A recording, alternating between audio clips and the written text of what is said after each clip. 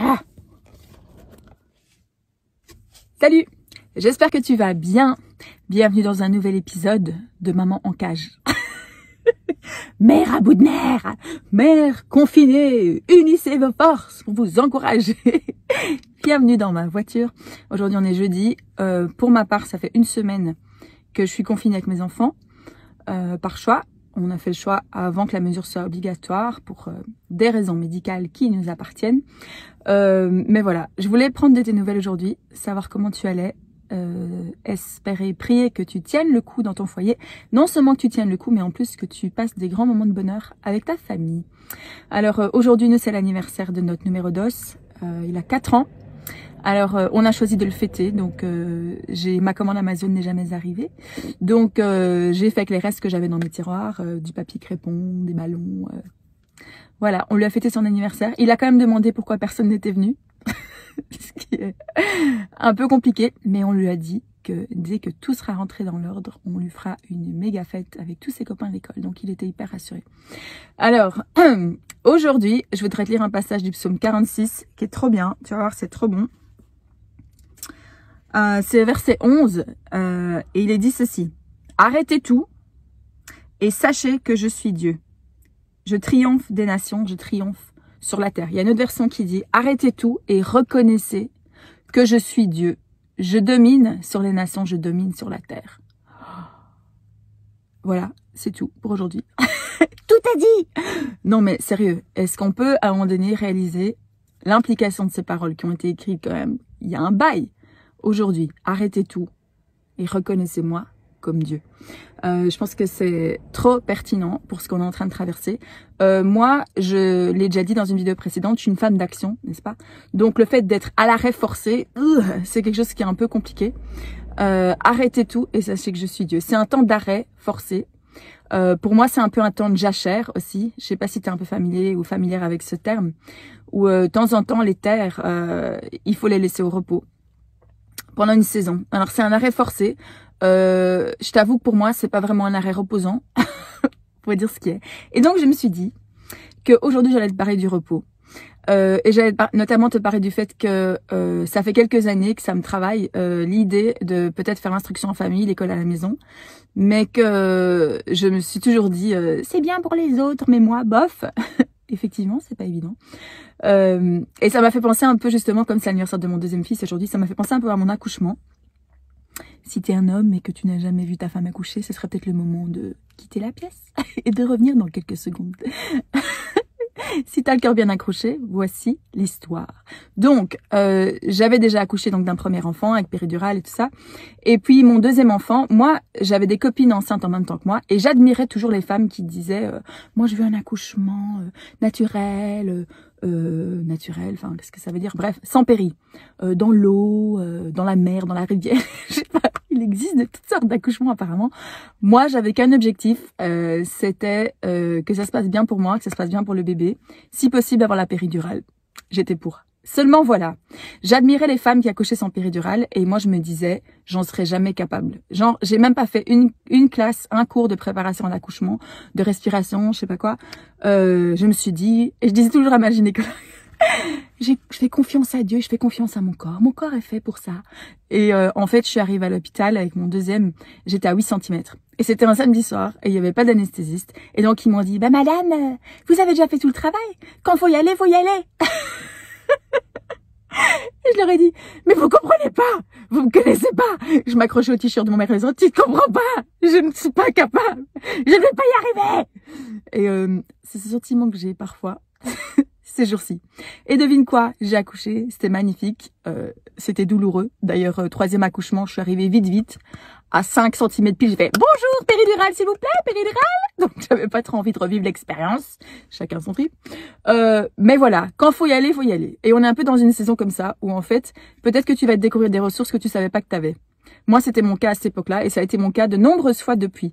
Donc, quand faut y aller, faut y aller. Ce que je veux te dire aujourd'hui comme conseil, c'est d'activer tes ressources. Qu'est-ce que tu as comme ressources à ta disposition? Moi, je sais que ce qui est compliqué pour moi, c'est l'impression que tout le monde a besoin de moi comme ça tout le temps. Donc, genre, je sais pas si tes enfants sont comme ça. Pourtant, moi, j'ai un mari hyper impliqué, mais ils sont tout le temps, on est dans la même pièce et c'est genre, papa est à côté d'eux, et ils ont besoin d'un truc, ils viennent me trouver dans une autre pièce de la maison. Maman, tu me fermes le capuchon de mon gobelet. De préférence quand t'es à la toilette ou t'essaies de prendre une douche ou je sais pas. Raison pour laquelle je m'enferme dans cette voiture. Donc, ils viennent, c'est encore, tout le monde a besoin de moi, quoi. Tu vois, tout le monde a besoin de moi, comme ça, tout le temps. Et c'est ça que je trouve parfois épuisant. Et ce que je voudrais dire en activant tes ressources, c'est de lire un passage, c'est dans Matthieu 11 au verset 28. C'est une parole de Jésus qui dit ceci. On va y arriver. Matthieu 11, verset 28. Jésus donc parle à ses amis et dit ceci. Ses amis, c'est nous aussi, entre parenthèses.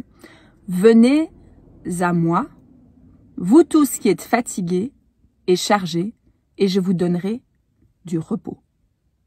Venez à moi, vous tous qui êtes fatigués et chargés, et je vous donnerai du repos. Si tu continues à lire, il est dit, prenez mon joug sur vous et mettez-vous à mon école, en parlant d'école à la maison, mettez-vous à mon école, car je suis doux et humble de cœur, et vous trouverez du repos pour vous-même. Mon joug est facile à porter et la charge est légère. Moi, cette invitation, ça me parle. Et effectivement, je reconnais que j'ai besoin de repos dans les temps dans lesquels on est. Et Jésus, son invitation, c'est tout simplement de venir à lui. Alors, souvent, quand je parle ou quand je pense au fait de passer du temps avec Dieu, je me dis, ah, super. Un truc en plus à ajouter sur ma liste. Loin de moi l'idée de t'ajouter une injonction supplémentaire. T'en as déjà suffisamment comme ça. Mais la différence, c'est qu'avec Jésus, c'est pas une injonction, genre tu dois un truc en plus. Hein. Tu dois venir lire 50 chapitres, prier pendant 3 heures sur tes genoux, de préférence sur le carrelage, parce que c'est ce que les gens saints font. Pas du tout. C'est pas une injonction supplémentaire, c'est une invitation au repos. Et c'est l'invitation que Jésus nous donne. Et je sais pas toi, mais moi, dans les temps troublés qu'on traverse, j'ai bien besoin de repos. J'ai besoin de repos physique, j'ai besoin de repos spirituel, j'ai besoin de repos émotionnel. Je sais pas toi, mais moi, je suis hyper fatiguée en ce moment. Je pense que tout ce qu'on voit, tout ce qu'on entend, mais ça nous fatigue, ça génère peut-être chez nous une charge supplémentaire que la vie normale. Donc, activer tes ressources, ça veut dire mets en pratique ce repos. C'est un échange. Jésus dit, viens à moi, je te donnerai du repos. Donne-moi ton fardeau, la charge que je te donne, elle est légère, elle est facile à porter. Pourquoi elle est facile à porter? Parce que Jésus veut la porter avec toi. Est-ce que ça, c'est pas ce dont on a besoin? Moi, je sais que c'est ce dont j'ai besoin. Et je pensais à ça l'autre jour. Il y a quelques années, j'ai fait de la spéléo avec mon papa. Et moi, j'aime pas trop la spéléo, en fait. Hein. J'étais contente de partager une activité avec lui. Mais genre, il fallait rentrer par une toute petite crevasse. Ça glissait, c'était noir. T'as que la lumière qui est là. T'es dans un truc un peu... Je suis pas claustro, mais limite. Et là, par exemple, je suis enfermée depuis un certain temps. Ça fait genre des années que j'ai pas été au cinéma. Là, je me dis, oh, c'est vraiment frustrant que je ne puisse pas aller au cinéma. Genre, tu vois, quand t'es enfermé dans un truc comme ça et que t'as l'impression que tu peux pas sortir, c'est aussi une forme de fatigue. Et c'est aussi compliqué. Et ce que j'ai découvert dans la saison de ma vie précédente, la crise précédente qu'on a traversée en tant que famille, c'est que peut-être que tu as l'impression que c'est une grotte, mais en fait, si tu l'explores, cette grotte, si tu l'explores, ça peut être une mine d'or pour toi. Ça peut être une mine d'or. Tu peux découvrir des ressources en toi, tu peux découvrir des ressources dans ta famille.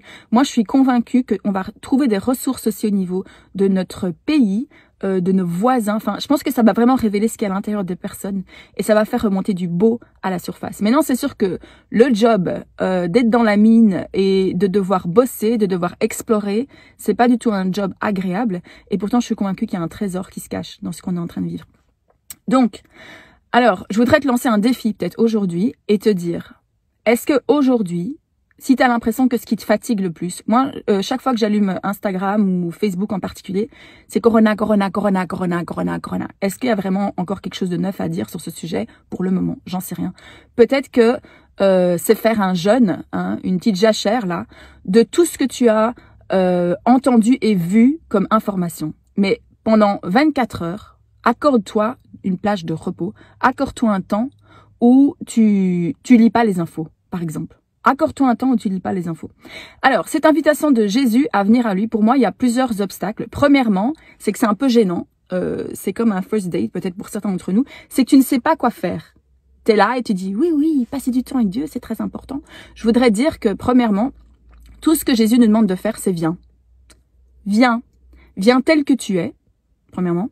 Viens comme tu peux, viens quand tu peux. Parfois, c'est une injonction parce qu'on nous dit oui, il faut qu'il y ait un temps. On l'idéalise dans la fiction. Il faut que tu sois assis dans un rocking chair, près d'une fenêtre où tu as une vue splendide sur les montagnes, avec un café chaud, avec des concordances bibliques à foison. Il faut que tu aies 5 visions avant le petit déjeuner. On en a fait un truc tellement compliqué. Et pourtant, c'est d'une simplicité, mais juste immense. Viens, viens. C'est l'invitation de Jésus. Viens à moi et je te donnerai du repos. En échange de ton fardeau, je te donnerai du repos. Alors peut-être que certains d'entre nous, on est un peu en difficulté. Peut-être qu'on a du mal à comprendre ce qu'on est en train de traverser ici. Dans ce monde, c'est pas un problème. Hein. Tu peux très bien venir lui crier toute ta colère, venir pleurer toutes les larmes de ton corps, venir taper du pied, venir dire que t'en as ras-le-bol, venir vider ton sac. S'il y a un lieu dans le monde qui est bien safe, où on peut être nous-mêmes et où on peut vraiment vider notre cœur et purger peut-être nos émotions, c'est bien dans la présence de Dieu. Donc, quand les gens me disent « Mais tu fais ça quand ?» Eh bien, écoute, moi j'ai tout le temps entendu il suffit de se lever avant les enfants. Alors moi j'ai 2 questions pour toi. Celui qui donne ce conseil ou celle qui donne ce conseil. Premièrement, c'est quand la dernière fois que tu as côtoyé des enfants? Parce que moi, mes enfants, même si j'essaie de me lever avant eux, c'est juste, ils ont un détecteur, un radar, je sais pas quoi. La mère est debout, c'est l'heure du petit déjeuner. Et ils viennent me trouver. Donc c'est la frustration énorme, genre tu te lèves avant eux, puis ils viennent te trouver. Deuxième question, qu'est-ce que tu fais si tes enfants ne dorment pas? Qu'est-ce que tu fais? Bonne chance pour trouver un moment calme. Donc, ce que je veux dire, c'est qu'il faut peut-être sortir de ce carcan, de ce truc dans lequel on s'est enfermé, où tu as l'impression qu'il te faut 2 heures, et qu'il te faut un plan hyper établi. L'appétit vient en mangeant, c'est valable aussi pour la présence de Dieu, c'est valable aussi pour la parole de Dieu. Donc, toute l'invitation de Jésus, elle se résume dans ce mot, viens. Viens. Alors, je parlais avec une amie il y a quelques temps qui me disait, moi, c'est toujours dans la douche que j'ai mes conversations les plus importantes avec Dieu. Eh ben oui, peut-être que c'est la saison de vie dans laquelle tu es, c'est le seul moment où on te fout la paix, si je peux me permettre cette expression. Eh ben voilà, en 10 minutes, tu peux avoir un cœur à cœur avec Dieu. Donc, je voudrais te donner quelques idées pratiques, au cas où tu sais pas par où commencer, comment commencer, etc. Premièrement, viens. Il n'y a pas une heure sacro-sainte dans la journée où tu te dis, c'est vrai que dans la Bible, il y a plein de gens qui priaient le matin. Mais voilà, si toi le matin, t'es un peu à l'arrache et que c'est pas possible, c'est pas grave. C'est pas parce que t'as raté la première veille que tu peux plus rien faire de ta journée. Donc, viens. Quelle que soit l'heure à laquelle tu as la possibilité de venir, viens. Je voudrais te proposer, par exemple, de télécharger l'application YouVersion. C'est l'application gratuite de la Bible sur ton téléphone. Tu as toutes les langues possibles et imaginables, toutes les versions. Peut-être que tu as besoin de changer un peu les choses. Peut-être que tu l'as lu tellement dans la même version, cette Bible, que quand tu la lis, tu as l'impression que tu es en pilote automatique. Change de version, lis une autre traduction, lis une paraphrase, peut-être, j'en sais rien, si tu as ça sous la main. Il y a une voisine qui passe, c'est pas du tout gênant. Bonjour, je parle toute seule. Voilà. Donc, ou écoute-la. Moi, j'aime bien l'écouter en audio. Je t'ai dit, je fais pareil l'autre jour d'un petit casque que j'ai acheté. Écoute la Bible, d'accord? Si tu sais pas où la lire, où la commencer, je te déconseille le livre de Lévitique. Mais tu peux la commencer au début, par exemple, à la première page, et la lire par la fin. Si vraiment tu as du mal, commence par le Nouveau Testament. Peut-être que c'est un peu plus abordable là où t'en es. Nous, ce qu'on est en train de vivre ici en famille, c'est qu'on veut se recentrer sur la personne de Jésus, sur les bases de notre foi, parce qu'on sait très bien que c'est ça qui nous tient debout. Donc, ce qu'on fait pour le moment, c'est pas du tout une règle, hein, je te dis juste une idée comme ça, c'est que moi, je démarre la journée en lisant un psaume, à haute voix, parce que j'ai besoin de lever mes yeux vers les montagnes, n'est-ce pas? D'où me viendra le secours. Et ensuite, je lis avec mes enfants, à voix haute, pendant qu'ils mangent leur céréales. Souvent, c'est le cas où, hein, t'imagines pas qu'ils sont assis là, comme ça, maman lit la Bible. Mais je le lis, parce que pour moi, j'ai besoin de l'entendre aussi. Je lis un chapitre du livre de Jean. Jean, c'est un évangile qui est hyper profond et hyper abordable à tout âge. Et on en discute. Et ensuite, je lis un chapitre du livre des Proverbes, parce qu'on a bien besoin de sagesse, n'est-ce pas? Et le livre des Proverbes, il a un chapitre par jour du mois, donc c'est facile, tu peux chaque fois y repasser. Donc, le message que je veux te repasser aujourd'hui, viens tel que tu es, viens comme tu es, viens quand tu peux, viens dans l'état dans lequel tu es, parce que c'est le lieu où Jésus veut te donner du repos. Il y a un échange. Échange ton fardeau contre du repos. En tout cas, c'est ce que je te souhaite aujourd'hui. Je t'aime, je t'embrasse, je prie pour toi. Un autre voisin. Voilà. Allez, salut. Bonne journée. Et si tu veux qu'on discute dans les commentaires, n'hésite pas. Salut. Bye.